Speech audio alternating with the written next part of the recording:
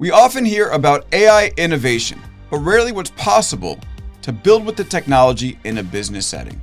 So today we're going to talk with the CEO and founder of a company called Snowfire AI that's built what he calls a brain for your business. And I'm joined today in studio by that man. Greg Genung is here.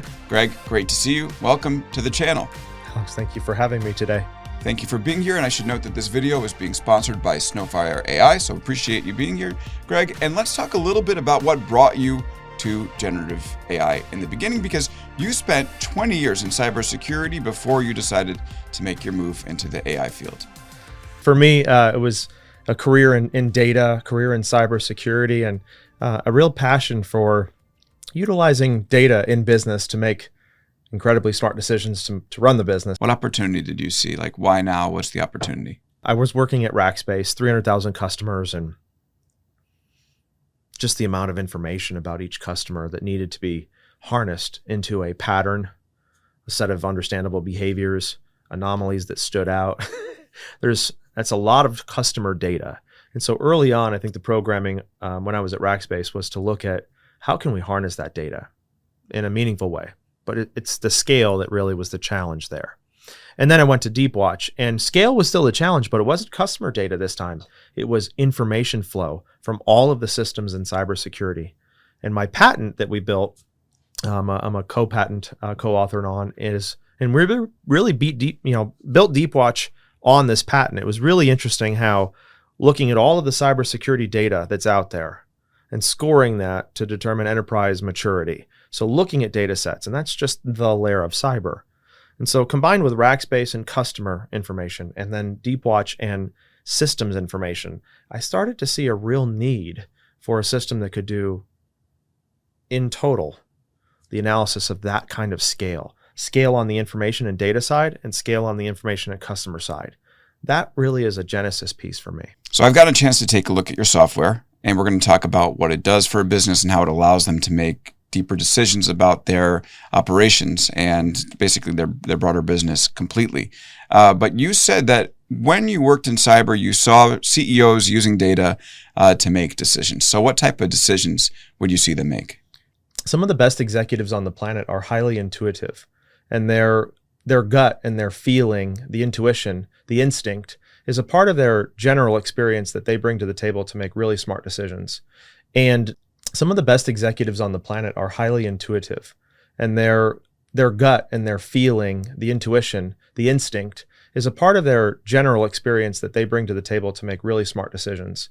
And now with what we have built, you're able to pair that intuition with an incredible logic, analysis, and processing engine, that of AI. And that intuition, when paired with AI now for the logic and processing at scale, at speed of business, now you have these superhuman executives, and that's what we're really setting out to try and do. We're going to talk a little bit about how the platform works, but again, I just want to zero in on this. What sort of decisions do you look at? Like because all good software solves a problem. Yeah. So what sort of decisions are executives making that you think your platform or generative AI in particular can help them with? Yeah, it's the complex ones. So when you look at the kind of data that we ingest data from inside your business. So when you look at all of the metrics that an executive, mainly a CEO, a CFO, a CRO, those executives have to be looking at metrics a lot.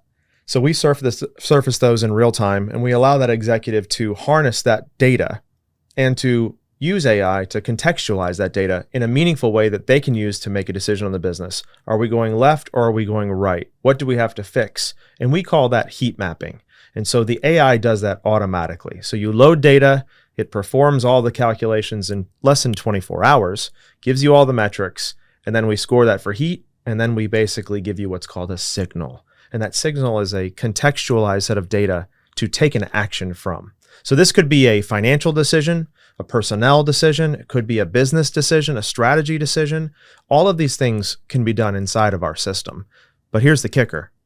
We also are pulling in data from the outside world, things like your competitors, your suppliers, your partners, your customers, and the technology that you're using. And so those things can also influence the business in a massive way. So when we combine this, it's internal signals, external signals, all personalized around that executive. Okay, so we talk about the decisions, financial decisions, strategy decisions, personnel decisions, and we're going to talk about specifically how the platform will help these CEOs handle this. But I guess I want to ask you the generative AI question here, which is, this seems like, we had the data and all these systems have existed for a long time. And so I want to know what in particular about generative AI has allowed you to build a system that enables CEOs effectively to gain visibility into everything within the organization and take action on it. Yeah. What we have done is basically enabled every single piece of software inside of your business to be sent into Snowfire's isolated data store. What makes us unique is that isolated data store reduces hallucination and increases accuracy because the models and the way in which we're analyzing the data is local to that company. And so we call that our supervisor agent. Then when you look at the decisions that have to be made across every executive layer, we have an agent that's automatically built around every one of those executives. And so you don't have to do any engineering at all. You don't need a data warehouse or a data stack. All you need is the software you have in your business today to be sent to Snowfire. And in less than 24 hours, we engage with those different sets of data, and then we cross-correlate those to produce meaningful metrics across the business. The problem that you have discussed in your question is that the promise of the 80s when we started doing centralized data stores is that we never really cross-correlated them. And now we have meaningful data engineering and data warehousing, but it's super complex and it takes too long. So with Snowfire, what we have solved is the ability to just send the data and in 24 hours, get to a decision. And that's really the big difference here. The AI is contextualizing everything in between. Okay. What do you mean by that, contextualizing everything in between? Yeah. So the AI understands your business because it's scraped your web domain. It's looked at all of the different things that it can find on public web. It's put that into the isolated data store. Then it also goes out and looks at what's connected to your website, what types of suppliers you have, your competitive landscape. All of these things are dynamically put into our data store. So the supervisor agent really knows your business. So it's going to search the web inside and out and then sort of make assessments and come to some conclusions inside of Snowfire. That's the first part of it. Okay. The second part of it, because that's the company data. Okay. So we have to understand how to contextualize business decisions for the company. And then we extrapolate that to every layer where every executive is a different piece. And so a CEO has very specific things that they have to be deciding on in the business, things that are more meaningful than, say, a CRO or a CFO or a CMO or CTO. These things are different. But each of these agents now interacts with the supervisor agent that runs the company analysis, paired with the individual personalized analysis for that executive. And then it pulls in the outside world. So you have inside the company, executive running inside the company, executive pulling data from outside the world, all of the external intelligence that's available. So what does this look like inside the system? Yeah, you basically just log in, you invite users, and when you are tailoring your onboarding, you tell us what you are, who you are, where you are, and then you give us a little bit of information about maybe the way in which you decide and make decisions in your life. All of that is then built into the emulation agent. Okay. And then so what is a CEO looking at inside the platform when they're making choices? Yeah, there's 3 ways to consume information in our platform. The first one is in what we call the research AI. And that's where you typically see most people comfortable. It's an interrogation center, a prompting center. You can ask any question, but it also has an entire library of all of the metrics available. So as you send a new data source, every 24 hours, the AI calculates that and adds all of that metric library into the entire experience. We call that the large metric model. Okay. We haven't heard anybody say that yet. That one's ours. So this large metric model is where you start from. And then you start to favorite and star and tune and then provide feedback loops where the AI picks up on these preferences and starts to build around that. Then it moves up into heat maps and you have business units. So let's say you have finance, sales, marketing, ops, customer success. All of these different business units are automatically heat scored as well. And then the final layer is the very top, which is that there are so many things to action on. How do we prioritize those? And the AI starts to sort and filter and give you what's most important to decide today. Alex, I think our goal here is that you get your coffee in the morning and you get your Snowfire and you program your day. Okay. So take me through like what a typical day would look like if someone is using this platform. Yeah. Like give us like the real user journey here. Yeah, so you just log in. We do have multi-factor authentication for the enterprise, so you're going to have it send you a text message, and then you'll authenticate in. That'll give you the ability to then land in your dashboard. Your dashboard has all of the signals for today, the signals from the business that are good, because we have to preserve those, the signals from the business that are early warning systems or concerning, and then things that are bad and things that we do have to really dedicate some time and maybe partner with other parts of the business on. Okay, so just make up a fake user. What could they be looking at that's deemed good, bad, and okay? Yeah, so let me tell you what I got. I got one this morning for Snowfire. We run Snowfire using Snowfire. So our web traffic has gone through the roof since we've launched. And one of the things that we're looking at now is daily average users and returning users, or session duration, or particular parts of the system that people are clicking on. So I was looking at some product metrics this morning, and it's signaling to me that our daily average use is going way through the roof, but that the sessions are going longer. So now the next question I have is, how do we keep that going? How do we keep people in the system, getting them more and more data? So me as the CEO of Snowfire, I got a product analytic because we're a product company, and it tells me data is looking good. Here's how you should preserve it. I could assign some of that to our chief product officer and make sure that they're taking that particular decision and keeping it healthy, keeping that metric of daily average users healthy. So the idea is that this data would show up in disparate systems, and with Snowfire, you're just going to bring them all together and then give a natural language summary through generative AI? Or that's pretty close, but it also, come in? It's not just NLP or a natural language summary. It's actually about the metrics too. So we're looking at trend lines. We're looking at standard deviations outside of the mean.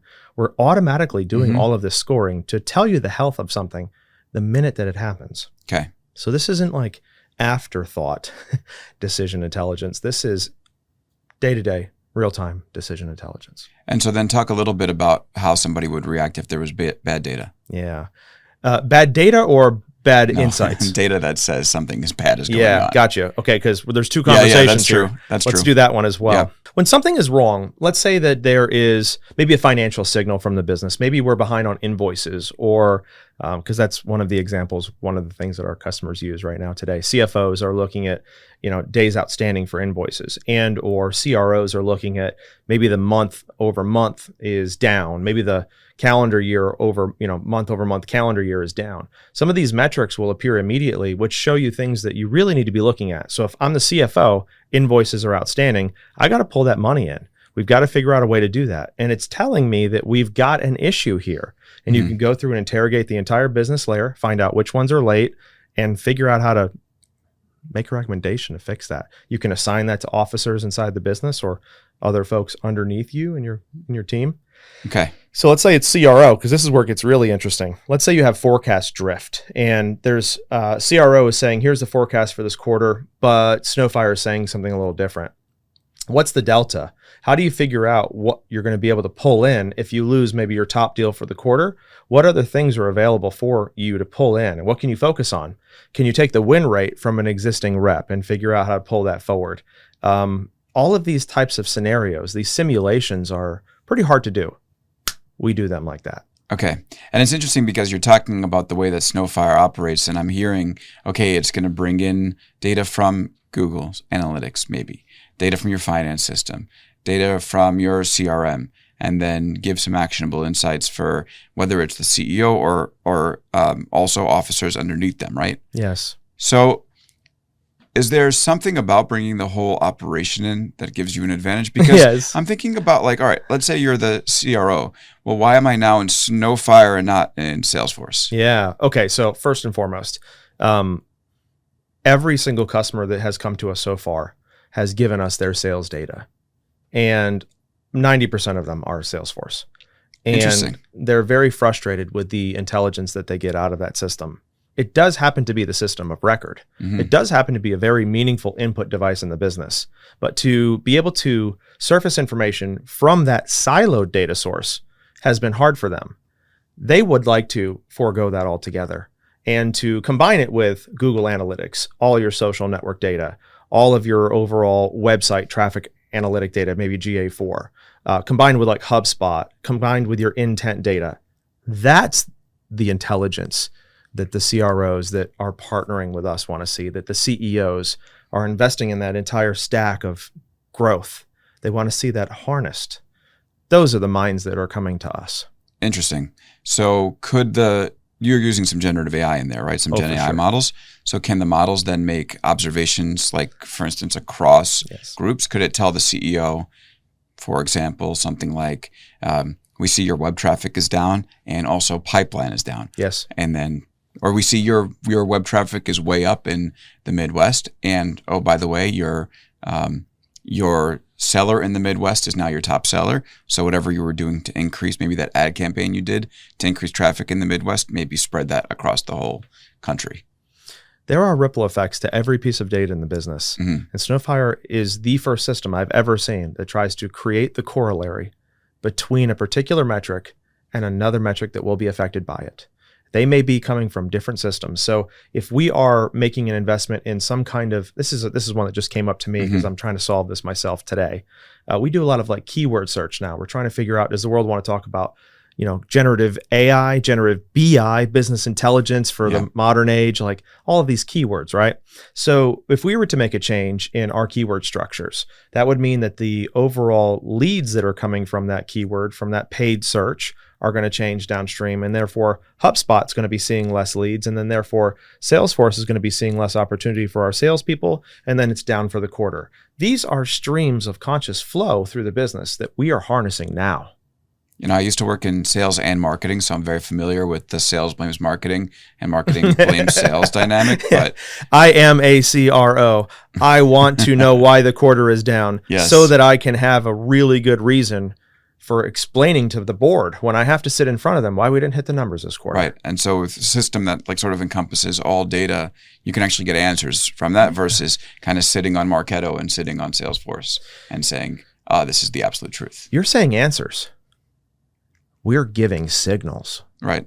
It's not just answers. Right. We're signaling this. It's early in the quarter. You made a change. You're going to see a downstream effect later in the quarter. Just so you know, this is a signal. This is an early warning signal. You can interrogate the data and always get good answers. LLMs are great at that. What we've built is a system that harnesses the ability to take all that data and surface the meaningful signals that you can decide on now. So that's when it's going to, in the platform, it will have like a beaming red light that's like, this needs attention now, which is something that might have just gone on for a while and not been detected. It could be turning from green to yellow, from yellow to red, and then you could get an email in your inbox every morning that says, hey, you might want to pay attention to this. And you talked a little bit about assigning people to certain tasks. So talk a little bit about that, because I guess like an executive would be sitting in your platform, seeing what's going on in the business, realizing that, okay, let's run with our example of advertising leading to growing pipeline. Maybe just can they write within the system, then assign that to the CMO and say, hey, can we start turning on that campaign everywhere else? Can I tell you a story that happened to me today? Yes, please. So our head of product and we talk a lot, and he studies AI as much as I do. We're very passionate about it. And so in our system this morning, we got a signal, and it was the new release of Claude 4. Right? Anthropic has done a great job with their new model. They've released it. We're one of the early adopters of this particular LLM, and we really like Claude because of its mathematics capability. It's wonderful for math. So it's really wonderful for Snowfire in terms of our partnership. We're kind of a math platform that signals, early warning systems, and then we turn it into language. So I sent Chris this article this morning. I gave him a couple of to-dos in this, which was like, hey, Claude 4 is available. Let's look at the new spec sheet on it. Let's look at the overall analysis capabilities that's going to advance for our product roadmap. And I gave him these entire list of things that would be very meaningful for him as a head of product to interrogate our systems. What kind of things can we do with this that we couldn't do yesterday? And here's what's beautiful. I sent that to him. All he has to do is click the send it to the Snowfire AI button, and it takes the entire news article, takes all of the information from that particular web page. It takes the reasoning from the model. It takes the suggestion and any of the things that I've written out for him. All of that gets sent to the AI. He doesn't have to do anything other than interrogate and study. Now, he could pivot from there, but pretty much most of the work has been done. I found the signal. I sent him the signal. I gave him a couple of things that I think would be interesting for the business. Sent it to him. Interesting. Wait, so did the signal pop up within? For me. Yeah. It was in my news feed. Oh, that's interesting. when the models get better, you mentioned Claude 4, Claude Opus 4, which is their latest model. When the models get better, have you found your system capable of doing more things? Yes. Talk about that. Yeah, the road is, this is a wonderful question. Kind of gets me excited because we see a very beautiful future where the models are able to do so much that the products don't have to. And this is kind of scary for startups in a way, but when you look at the competency of what you're building, you choose the right model for its particular functions, right? So we really like things like Perplexity for scraping and web search. We like Claude for mathematics. We're looking at something from Google called Notebook LM right now to pull together massive language structures and to deliver an entire audio file of a boardroom in advance, right? These types of things that are being built by the LLMs make really meaningful product advancement capable in companies like ours. And our competency becomes what we focus on. Our competency is providing decision intelligence as early as possible to executives. That's not a competency of an LLM, but their advancement helps us do that better. Right. So it's the AI combined with being able to plug into all these different systems and then I guess get the web data as well. That really is where you start to see things happen. So as to this question of like whether, I was going to ask you, are you worried that LLMs will one day do what you do? I think your perspective is because of the integrations and the specific use case, not likely. Well, I don't really worry very much because Hollywood's already made all the movies that tell us how this is going to go. So right now what's your perspective on that? Right now we're in the age of discovery. We're making life easier, and then come the Terminator movies, and then we're all living in the center of the earth in the Matrix. So apparently that's how the Hollywood version of this. But I fundamentally believe that we're meant to be getting our time back. I really love this idea that as an executive, and staying in our lane, as an executive, I get the ability to have a system that processes and analyzes all of my data in real time, pulls out the signals that mean something to me, contextualizes that for me, and allows me to action on it as fast as possible. That's where we're at as a company. If I play this all the way out, my internal mechanism is to give people back time. Time to be more creative, time to be more strategic, maybe time for the family. But in general, time, I think, is really important. And so, the future for us is all about having executives that have their coffee and have their Snowfire every morning. Okay. We just had some AI critics on the show who said basically you could give people more time, but they'll end up just getting more work.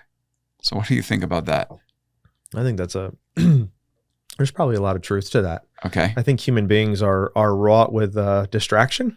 Okay. And so there's probably some truth to that. I think the executives that align really well with us, though, are finding a way to supercharge their creative centers and to supercharge their emotional quotient centers. The overall ability to process data is very hard for the human mind, especially at massive scale. So why not offload that and allow us to do what we're really meant to do, which is to create, lead, and the only constant that I'm aware of in physics that applies to humanity is change. Right. So keep changing, right? And to see inventions move forward, to see, for those that have children, do we want our kids sitting in front of keyboards processing when we can have an AI that can do that? I don't know that I would want that for my children. I think I would want them to have something that processes, but to allow them to be the creators. So what do you think kids, this is a question we have all the time on the show about what kids should be studying and what the next generation of jobs will look like. So you have some thoughts on that front. I do. What would your perspective be? I do. I have young kids. Okay. So my horizon has to be quite a ways out, 20 plus years. I think that, Can we split this up? Would you mind if we chop this in half? Like kids today and then kids tomorrow? Yeah, let's do that. Okay. I think it's easier because I do think that there's like this thing that happens where there's a shift, a fundamental shift. Okay. So kids today should be thinking about how to go into the workplace. And if you're giving your employer 40 hours, how do you maximize the 40 hours so that you love what you're doing? because then it doesn't feel like a job as much, right? We've always known that. But an AI can help you accelerate through things that are monotonous, right? And I think that's that minutia, the muck and the mire, from Texas talk now. He brings some Texas up here to New York. Yes. These things are they're not fun.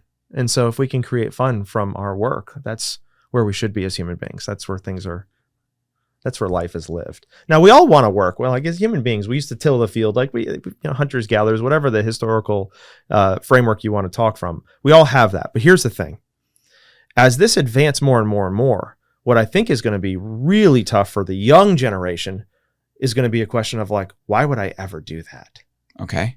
Right? They're going to look at jobs that we're doing today and even jobs that the next generation is doing. And then 20 years from now, they're going to look at that and go, I'm not going to do that. I'm not even going to think about that. So I think the conscious shift in the prioritization of time happens in our children in a massive way. Fascinating.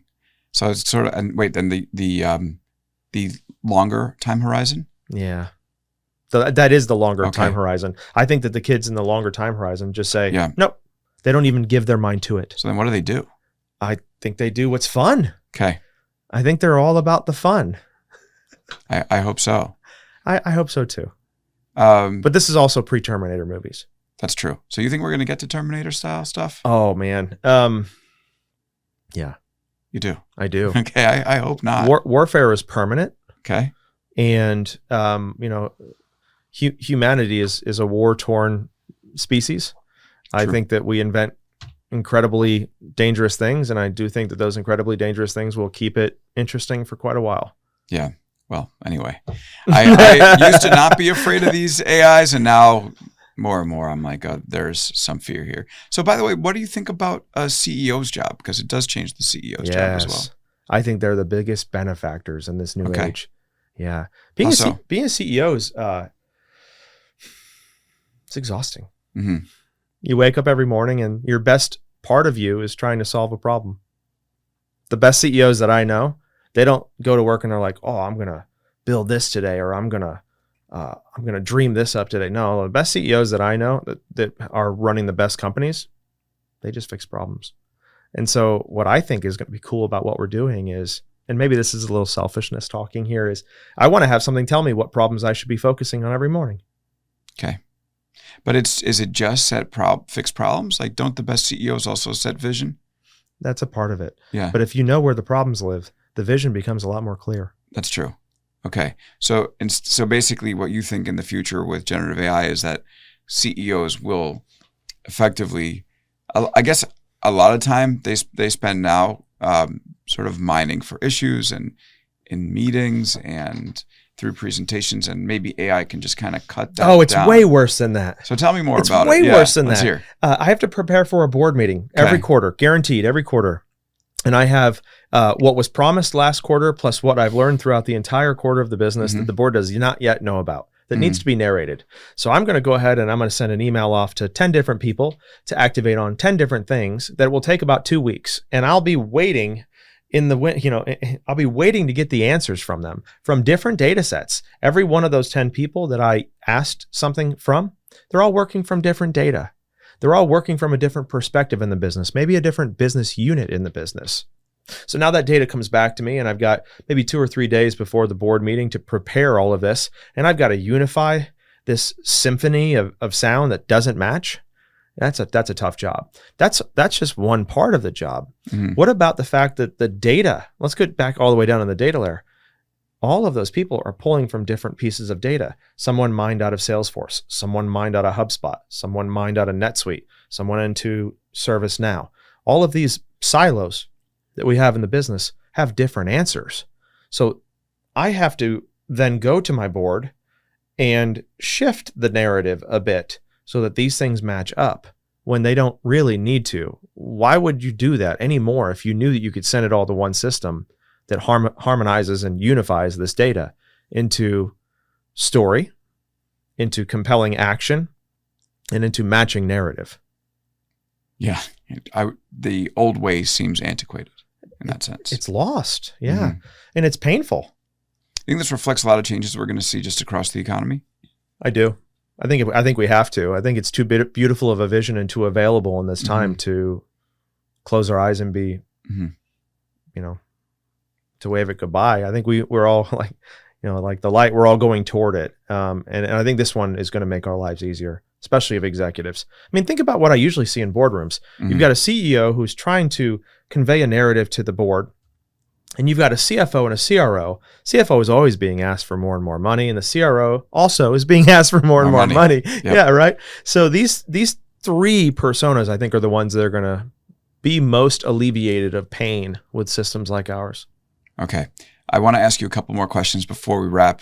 So you've coined the term adaptive AI? Yeah. What is adaptive AI? Oh, yes. Okay. Fascinating. So when we decided to build the system, one of the things that was readily apparent to us was that there was nothing that was shifting as an AI around the executive. This data set from the company, what is the company? What does it do? What are the nuances of what the company does? Does the AI know that? Part one. Part two, every executive is different. Their role is different. The demands are different and the metrics are different. So that has to be unique. But also each of these executives makes decisions differently. Some have logic centers of intelligence, and we think this is the only kind of intelligence. It's not. Some have emotional centers of intelligence. Some have instinctual centers of intelligence. So this adaptive AI takes that intelligence analysis of the centers. It takes the command of the job, which is really the one that I love the most. It's so fun to look at the nuances of these jobs. And then it takes the actual company. And when you combine that entire stack of company, executive, and decision style, when that is put together, it is adaptive. Okay. And you have a patent on that? It's pending. Okay. Okay. What is the patent process like? You write it and you rewrite it and then you rewrite it again. And hopefully they keep sending it back until... Hopefully you've got great lawyers like we do at Pillsbury. Okay. And in general, they can take a lot of the pain away too. Okay. But what we saw that's really unique about what we've built is that there's nothing that combines these things. Everybody's trying to build an agent, or a singular agent. I already think that's dead. Really? I do. I really do. So the discourse is kind of like off. Why build an agent when you can have a platform full of agents that already work on your behalf in 24 hours? Right. Well, why would you do that? I don't know. Yeah. Well, some company, the answer, I think there's going to be some specialized use cases. Bingo. For sure. There is. There's very unique things that exist inside that business, and we want it to work a certain way. So before we give you a moment to shout out Snowfire and tell people where to find it and how to sign up, is there anything else that you think is worth knowing? Anything else that I should know or our viewers should know about the moment, the opportunity, the software? I think our viewers are reticent right now to trust AI, and I think that is really fair. One of the things that's important that we really want everyone to see is a future where you're not sending your data to an LLM. You're not going to load your data into ChatGPT. You're not going to do that, okay? You're going to want that in an isolated data store. You're going to want that personalized around you. And you're going to want that to be tailored to the needs that you have to run your business. And if if those three things resonate with you, then we think that there is a beautiful partnership with regards to your daily activity and the ability to command it for decision intelligence. We see that as the future. You know, there's a couple of things that I usually like to leave folks with, like questions. I find that the human mind does not like being told things as much as it likes being asked things. Okay. So here's 3 questions that I would like to leave the resonation with. So This is the resonant frequency when I leave the room. To me or the viewers? Yes. Okay. Hit it. How will you get your time back? Question number 1. How will you get it back? And when you get it back, what will you do with it? What will you do with it? And then I think the biggest of all of the questions that I like to ask folks is, do you see a world where you have gotten your time back and you now know that you're going to do more with it? But do you see a world where you're actually changing the way you live in meaningful ways that extends the time that you have to do the things that you want? And if all of those things that are highly personal, those are personal questions, if all of those get painted on your shirt and you figure that out, and then you apply that to business, this is the executive that we think is the future. This is the executive that's highly conscious, highly self-aware, and highly tuned in. Okay. So tell them where to find Snowfire. Yeah. Snowfire, www.snowfire.ai. Okay. We have a really cool phone number, 844-SNOFIRE, Snowfire. Nice. And I'm at greg@snowfire.ai. And in general, you can find us these days flying around the country and serving our customers, but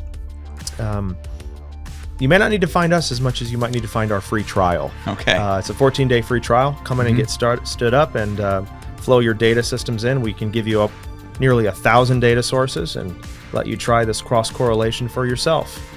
All right, there you go, folks. You got the CEO's email. Greg, thank you so much for joining us here today. Great to see you. Alex, thank you so much for having me. Pleasure to be with you. Definitely. Great having you here.